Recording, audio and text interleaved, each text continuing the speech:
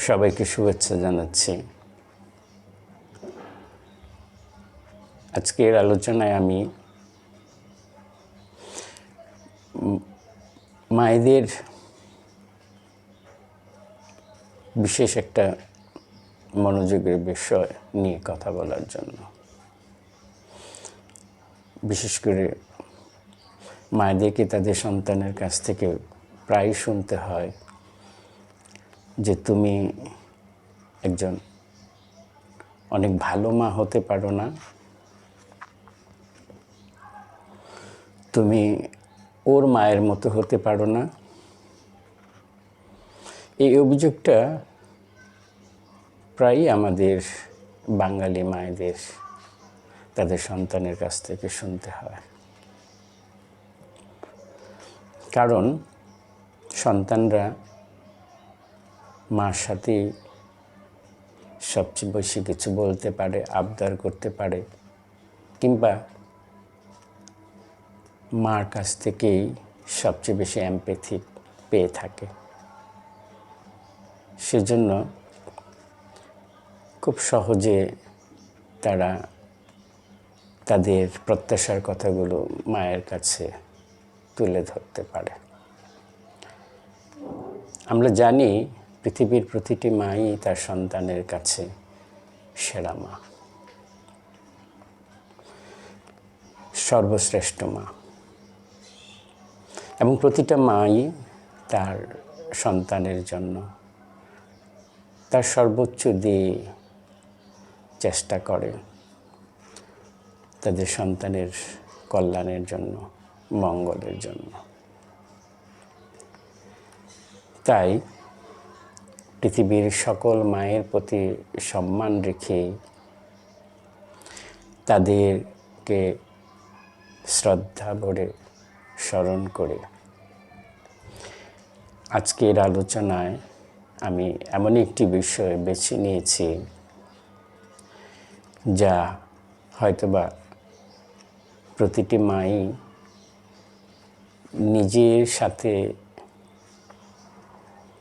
আমার আলোচনায় কিছু টিপস আমি নিয়ে এসেছি, সেগুলো মিলিয়ে দেখার একটা সুযোগ পাবেন যে কিভাবে একজন ভালো মা হওয়া যায়, how to be a better mom. এ বিষয়ে আমি কিছু টিপস আপনাদের জন্য জোগাড় করেছি, সেগুলো আমি একটু আপনাদের জানার জন্য আজকের এই ভিডিওর মাধ্যমে আমি তুলে ধরছি। সন্তান তার মাকে কীরকম দেখতে চায় তা তো তারা তার মাকে বলে থাকে, কিন্তু যারা এই বিষয়টি নিয়ে ভাবেন তারা কি বলতে চায় একজন ভালো মা হওয়ার জন্য তার মধ্যে কি গুণাবলী থাকতে হবে।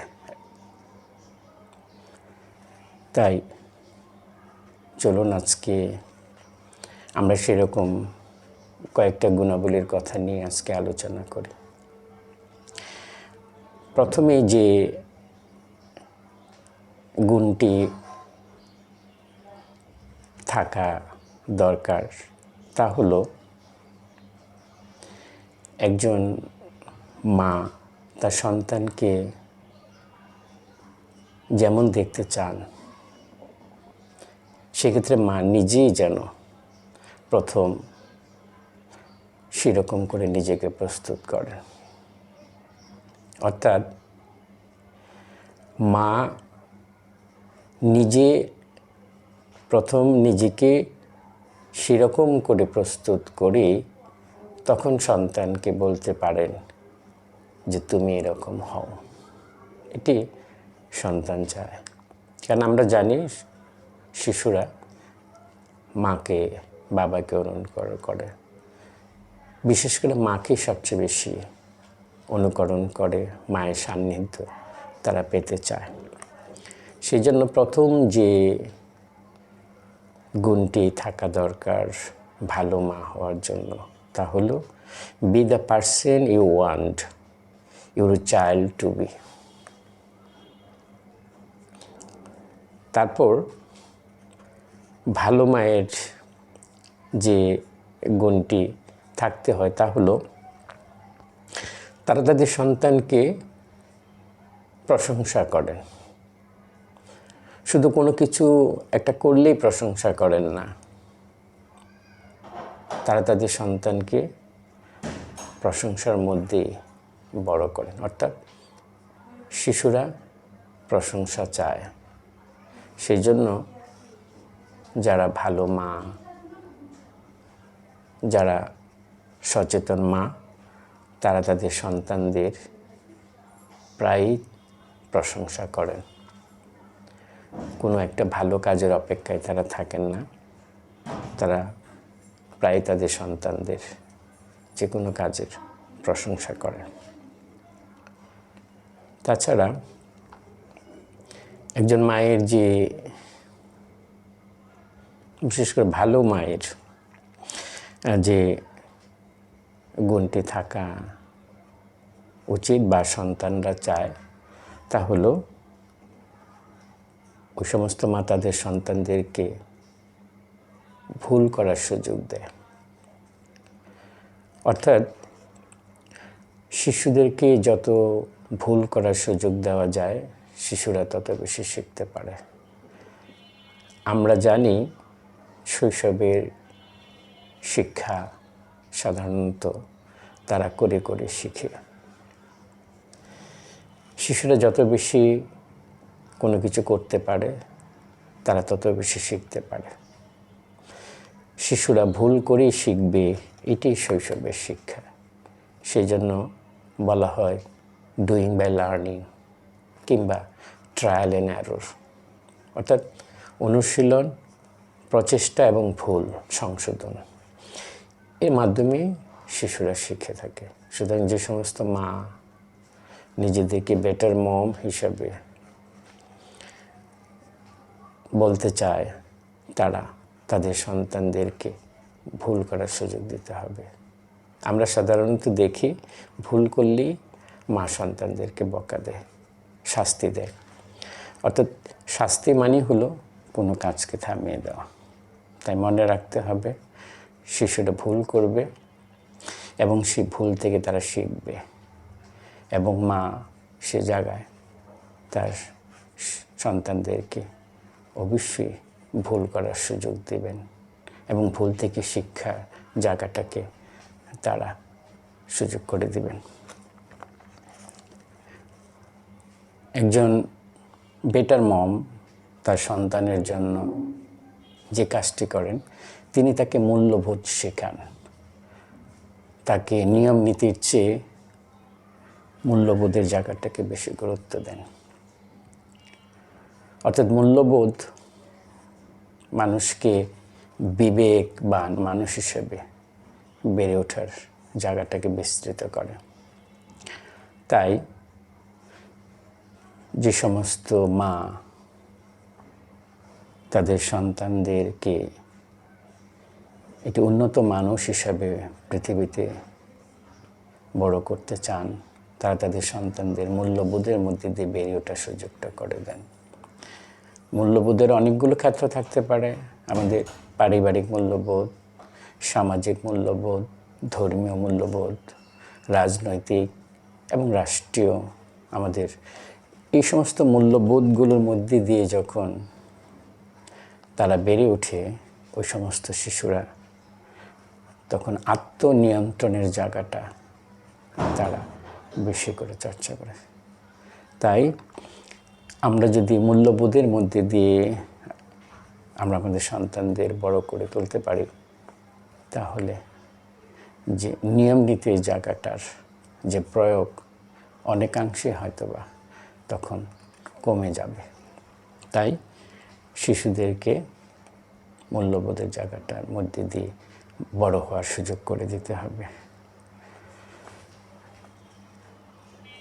যারা ভালো মা তারা তাদের সন্তানদের খারাপ আচরণের জন্যই শুধু নিয়মানুবর্তিতা শেখান না, কেন আচরণটি খারাপ সেই বিষয়টি তারা ব্যাখ্যা করেন এবং তাদের সন্তানদেরকে বুঝিয়ে থাকেন। তাছাড়া যে সমস্ত মা, যাদেরকে ভালো মা বলা হয়, তারা তাদের সন্তানদের যে কোনো সৃষ্টিশীল কাজকে উৎসাহিত করেন। তাছাড়া ভালো মা হিসাবে যারা তাদের সন্তানদের কাছে পরিচিত কিংবা স্বীকৃত, ওই সমস্ত মায়ের আরেকটি গুণ হলো যে তারা তাদের প্রয়োজনগুলো তারা তাদের সন্তানের কাছে তুলে ধরেন। তাদের কোনো সমস্যা হলে, তাদের কোনো প্রয়োজন হলে তারা সন্তানদের কাছে চাইতে কখনো তারা লজ্জাবোধ করে না, কিংবা সন্তানরা তাদের সহযোগিতা করবে এই প্রত্যাশাটাও তাদের মধ্যে আছে। কারণ সন্তানদের সাথে আমরা যদি এই চাওয়া পাওয়ার জায়গাটা যদি আমরা তুলে ধরতে না পারি, তাহলে আমরা তাদের সাথে যে আমাদের যে একটা যোগাযোগ, সেই জায়গাটা পূর্ণতা পায় না। ভালো মায়ের আরেকটি গুণ হলো তারা যখন কোনো ভুলভ্রান্তি করে সেটাকে তারা ভুলে যায়। অর্থাৎ কোনো ভুল ধরে তারা নিজেদেরকে কখনো থামিয়ে রাখে না, অর্থাৎ তারা নিজেদেরকে ফরগিভ করে ফেলে ভুল করার সাথে সাথে। ভালো মা তারা তাদের সন্তানদের সুযোগ পেলেই ভালোবাসার জায়গাটা তুলে ধরেন, অর্থাৎ তারা তাদের ভালোবাসাটা প্রদর্শন করেন। তারা তাদের সন্তানকে যে ভালোবাসেন, সে ভালোবাসার জায়গাটা যে যখনই সুযোগ পান, এভরি চান্স, তারা যখনই সুযোগ পায় তখনই বেটার মম তার ভালোবাসাটা সন্তানদের সামনে তুলে ধরে। তাছাড়া আমরা তো হিউম্যান বিইং, আমাদের নিজস্ব ইনস্টিংক্ট আছে। সেই জন্য যারা ভালো মম তারা তাদের ইনস্টিংক্টের উপর তাদের ট্রাস্ট, অর্থাৎ ট্রাস্ট ইউর ইনস্টিংক্ট। আমরা আমাদের যে চাওয়ার জায়গাগুলো, সেই চাওয়ার জায়গাগুলোর মধ্যেও আমরা এক ধরনের আস্থা অর্জন করি। এরকম করে একজন বেটার মম তার সন্তানদের সামনে নিজেকে তুলে ধরেন। আজকের আলোচনা থেকে আমরা যে বিষয়গুলো তুলে ধরার চেষ্টা করেছি, তার চেয়ে অনেক ভালো কাজ মায়েরা প্রতিদিনই তাদের সন্তানদের জন্য করে যাচ্ছে। তারপরেও আমি আজকের আলোচনায় কিছু টিপস এখানে তুলে ধরলাম, যাতে মায়েরা তারা যে সমস্ত